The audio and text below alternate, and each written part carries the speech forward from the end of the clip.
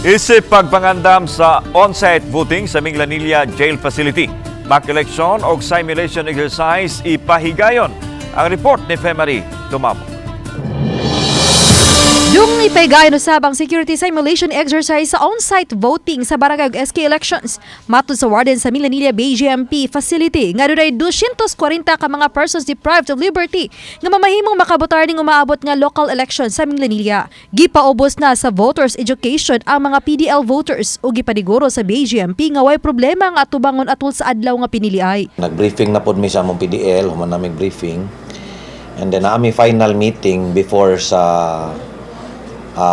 tuag yung pagpahigayon sa on-site voting with COMELEC. So, manhi sila karong October 27 para sa among final preparations. Matod di taruna nga sugod Oktubre 29, red alert ng facility tungod diini wala na mga personnel nga tugutang maka-file og leave og maka-day off.